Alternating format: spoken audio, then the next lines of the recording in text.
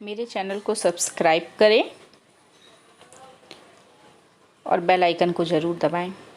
Hello everyone, welcome to my channel. मेरे channel में आप सभी का बहुत बहुत स्वागत है। मैं खुशबू गुप्ता आज आप सभी के साथ सीटेट का फर्स्ट पेपर जो कि दिसंबर 2019 में हुआ था, इसका इन्वायरमेंटल स्टडी अर्थात पर्यावरण अध्ययन पर आज डिस्कस करूंगी। आज इसका पेपर में सॉल्व करवाऊंगी।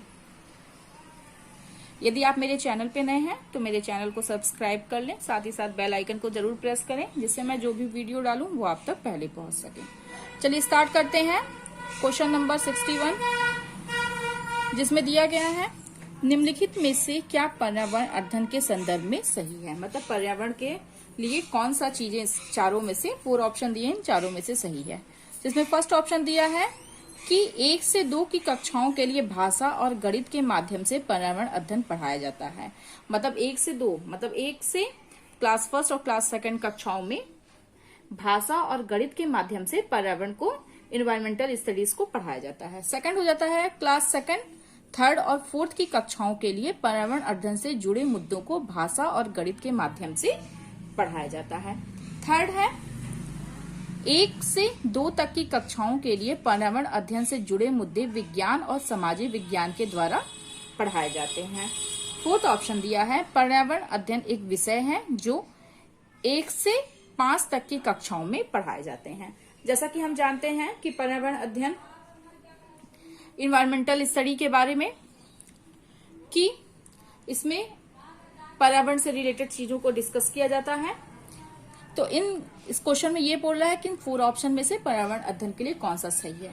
तो जिसमें जब फर्स्ट ऑप्शन जो है जिसमें 1 से 2 की कक्षाओं के लिए भाषा और गणित के माध्यम से पर्यावरण अध्ययन पढ़ाया जाता है। मतलब 1 से 2 की कक्षाओं के लिए भाषा और गणित के माध्यम से पर्यावरण इन्वायरमेंटल स्टडी को पढ़ाया जाता है। इसलिए 61 का फर्स्ट ऑप्शन जो होगा वो सही होगा। क्वेश्चन पे आते हैं क्वेश्चन नंबर 62 जिसमें है बच्चों को पर्यावरण अध्ययन को सिखाने के लिए खोजने के द्वारा पर्याप्त समय दिया जाता है या इंगित करता है। मतलब बच्चों को जब भी हम पर्यावरण अध्ययन को सिखाने के लिए खोजने के द्वारा पर्याप्त मतलब पूर्ण रूप से उन्हें समय दिया जाता है या किस चीज को इंगित करता है या दर्शाता है। तो फर्स्ट है पर्यावरण अध्ययन सूचनाओं के द्वारा सिखाया जाता है। मतलब पर्यावरण अध्ययन को सूचनाओं के द्वारा हम इंफॉर्मेशन के थ्रू सिखाते हैं। सेकंड है पर्यावरण अध्ययन बाल केंद्रीय होता है। पर्यावरण अध्ययन जो है वो बाल केंद्रीय होता है, मतलब बालक को महत्वपूर्ण स्थान दिया जाता है। थर्ड है पर्यावरण अध्ययन शिक्षक केंद्रीय होता है जिसमें शिक्षक का महत्वपूर्ण स्थान होता है।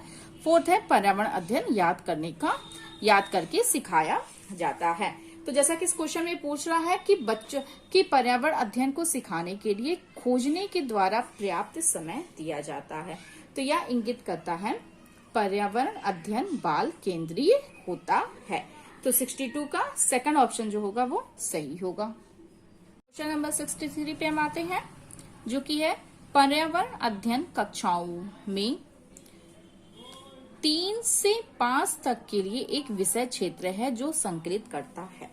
मतलब इन्वायरमेंटल स्टडी जो है वो क्लास 3 से क्लास 5 तक के लिए एक विषय क्षेत्र है, एक विषय के रूप में है जो संकलित करता है। मतलब जिसमें क्या क्या चीजें संकलित हैं या इंक्लूड हैं। फर्स्ट है पर्यावरण शिक्षा, सामाजिक अध्ययन और विज्ञान की अवधारणाएं और मुद्दों को। सेकंड है विज्ञान और सामाजिक विज्ञान की अवधारणाओं और मुद्दों को। थर्ड है पर्यावरणीय शिक्षा और विज्ञान की अवधारणाएं और मुद्दों को। फोर्थ है विज्ञान की अवधारणाओं और मुद्दों को। तो पर्यावरण अध्ययन की कक्षा 3 से 5 तक के लिए विषय क्षेत्र है जो संकलित करता है कि पर्यावरण शिक्षा, सामाजिक अध्ययन और विज्ञान की अवधारणाएं और मुद्दों को। तो 63 का फर्स्ट ऑप्शन जो होगा वो सही होगा।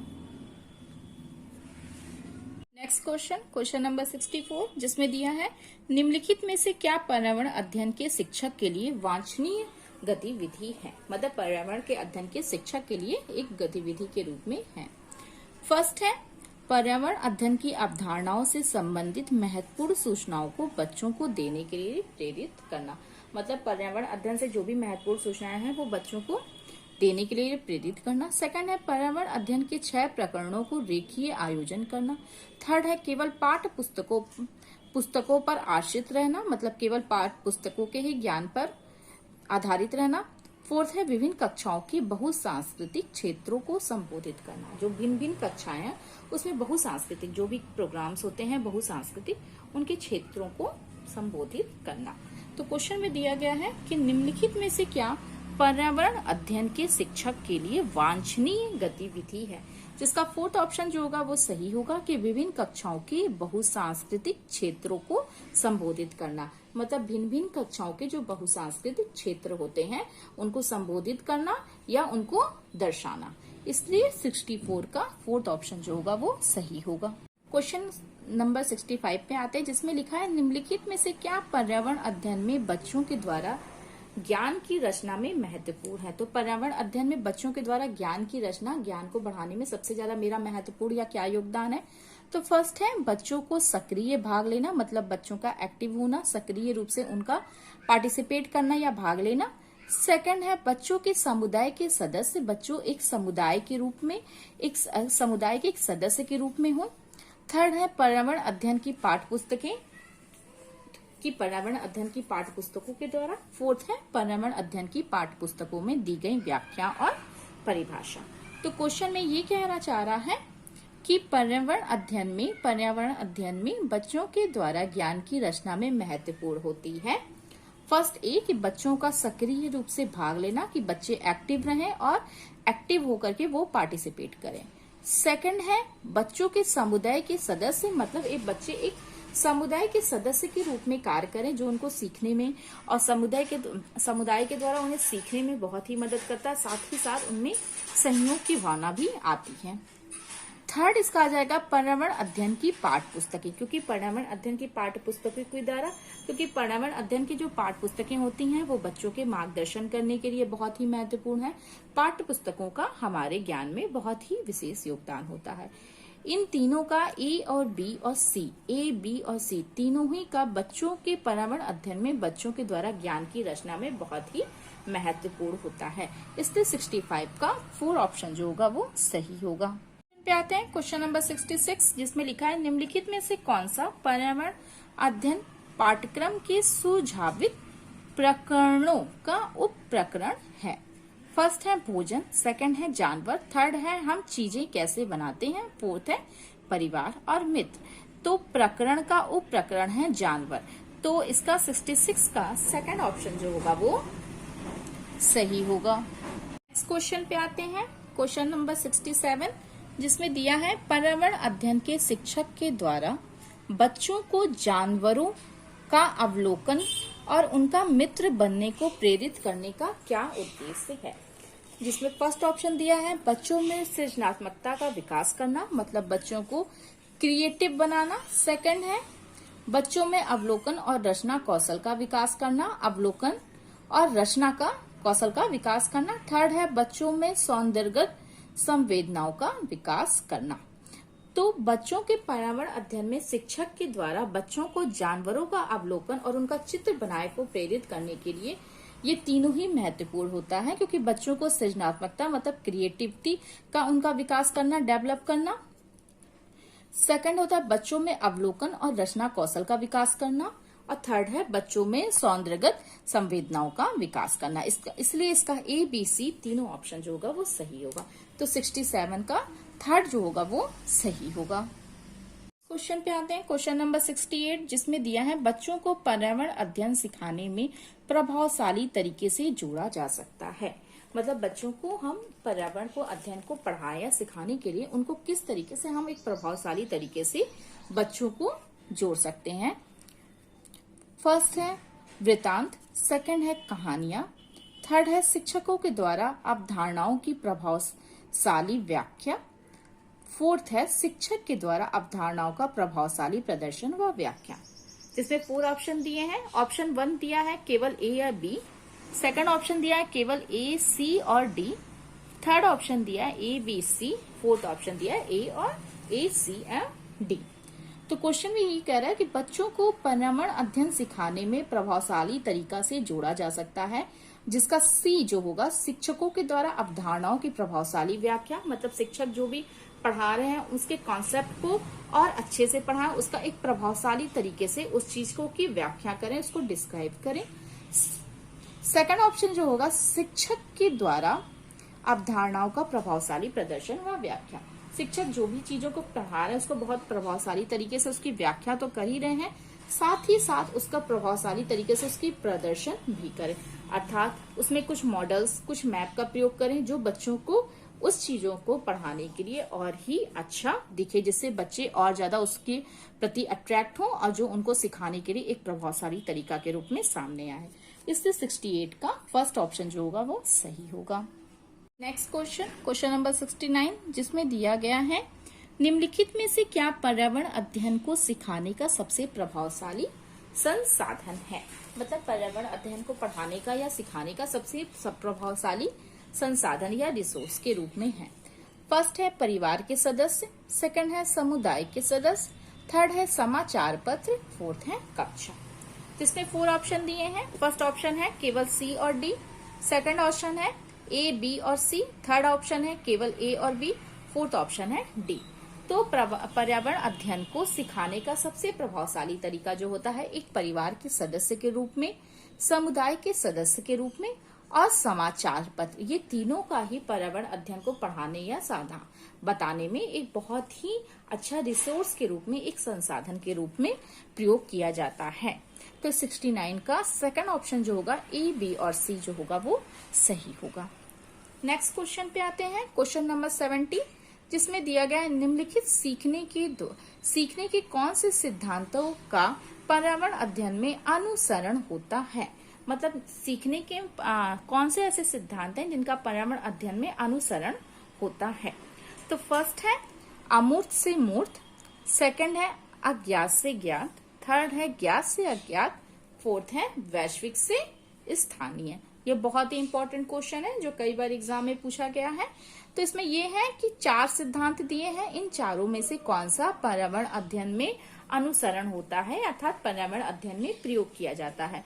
तो ज्ञात से अज्ञात जो होता है वो पर्यावरण अध्ययन में प्रयोग किया जाता है, जिसमें बच्चों को ज्ञात चीजों को दिखाई जाती हैं और जिससे उन्हें अज्ञात चीजों की तरफ ले जाया जाता है। इसलिए 70 का थर्ड ऑप्शन जो होगा वो सही होगा। नेक्स्ट क्वेश्चन पे आते हैं, क्वेश्चन नंबर 71, जिसमें दिया है पर्यावरण अध्ययन में शिल्प कला और चित्रकला को समूह में करके सीखने पर बल दिया जाता है, क्योंकि कक्षा ए, ऑप्शन ए, कक्षा की अनुशासनहीनता को रोकने के लिए समूह में सीखना शिक्षकों के लिए एक आसान और बहुत प्रभावशाली युक्ति है। सेकंड है समूह में सीखना सहपाठी द्वारा सीखने को प्रोत्साहित करता है। थर्ड है समूह में सीखना कक्षा में सामाजिक अंतःक्रिया को बेहतर करता है। फोर्थ है समूह में सीखना पर्यावरण अध्ययन के पाठ्यक्रम को समय पर पूरा करने में सहायता करता है। तो क्वेश्चन दिया कि पर्यावरण अध्ययन में शिल्प कला और चित्रकला को समूह में करके सीखने पर बल दिया जाता है, क्योंकि समूह में सीखना, ऑप्शन बी, समूह में सीखना सहपाठी द्वारा सीखने को प्रोत्साहित करता है कि जब हम समूह में सीखते हैं तो हम समूह के नियमों का अनुपालन करते हैं, साथ ही साथ समूह में रह करके हमें सीखने में और मदद होती है। जो हमारा प्रभावशाली तरीका है उससे हम प्रोत्साहित होते हैं। सेकंड ऑप्शन जो है ऑप्शन नंबर सी, जिसमें है समूह में सीखना कक्षा में सामाजिक अंतःक्रिया को बेहतर बनाता है। समूह में सीखना कक्षा में जो एक सामाजिक अंतःक्रिया होती है वो और बेहतर बनती है। इसलिए 71 का ऑप्शन बी और सी दोनों ही सही होगा। क्वेश्चन पे आते हैं, क्वेश्चन नंबर 72, जिसमें दिया गया है निम्नलिखित में से किसको पर्यावरण अध्ययन में बच्चों के आकलन में दूर करना चाहिए। मतलब कौन सा ऐसा चीज है जिसे पर्यावरण अध्ययन में जो बच्चों के आकलन में दूर करना चाहिए। फर्स्ट है कक्षा 5 के ईवीएस पाठ्यक्रम में प्रत्येक पाठ के अंत में दिए गए आज हमने क्या सीखा पर चर्चा। सेकंड है आकलन के संकेतों का प्रयोग या उपयोग। थर्ड है बच्चों के सीखने का गुणात्मक आकलन। फोर्थ है बच्चों के उत्तरों को सही या गलत में आंकना। तो पर्यावरण अध्ययन में बच्चों के आकलन को दूर करने का मतलब बच्चों के आकलन में किस चीजों को इन चारों में से दूर करना सबसे ज्यादा उचित है या सही है। तो इसमें फोर्थ ऑप्शन जो है बच्चों के उत्तरों को सही या गलत के रूप में आंकना, जिससे बच्चों में निगेटिविटी उत्पन्न हो सकती है। इसलिए 72 का फोर्थ ऑप्शन जो होगा वो सही होगा। नंबर 73 जिसमें दिया है एक कक्षा 5 की शिक्षक एक क्रियाकलाप का संचालन करती है जिसमें वह कक्षा के बच्चों से फर्श पर चीनी के कुछ दाने डालने को कहती है और उनको चींटियों के आने का इंतजार करने को कहती है। बच्चों को इस क्रियाकलाप से अर्थपूर्ण सीखने को मिल जाता है यदि शिक्षक। तो उसमें फर्स्ट ऑप्शन दिया है बच्चों को अपने अनुभव को साझा करने को प्रेरित करना, कि बच्चे अपने अनुभव जो भी इस चीज को सीख रहे हैं वो ज्यादा से ज्यादा एक दूसरे से साझा करें या बताएं। सेकंड हो जाता है बच्चों की क्रियाकलाप का अवलोकन करना, कि बच्चे जो भी क्रिया कर रहे हैं उसका अवलोकन करना। अनुभव को साझा करना, जो भी उनके अनुभव हैं जिससे जो उन्होंने सीखा है उसके अनुभव को बताना। सेकंड और उस पर चर्चा करने को प्रेरित करना, किस पे वो वाद विवाद करें, अपनी चीजों पे वो चर्चा करें जिससे वो ज्यादा से ज्यादा सीख सकें। थर्ड ऑप्शन दिया है कि बच्चों की क्रियाकलापों से संबंधित प्रश्नों को घर से करने के लिए प्रेरित करना। फोर्थ है बच्चों के क्रियाकलाप का अवलोकन करके ने को प्रेरित करना।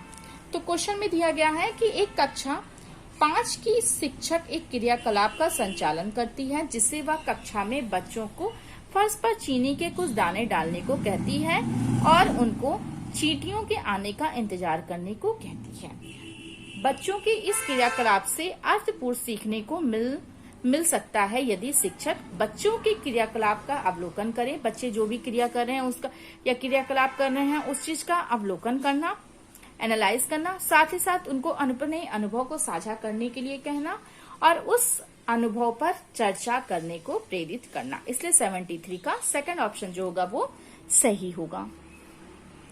नेक्स्ट क्वेश्चन नंबर 74 जिसमें है निम्नलिखित में से कौन सा पर्यावरण अध्ययन में सीखने का रचनात्मक आकलन का साधन नहीं है। मतलब पर्यावरण अध्ययन में सीखने का रचनात्मक आकलन का साधन नहीं है।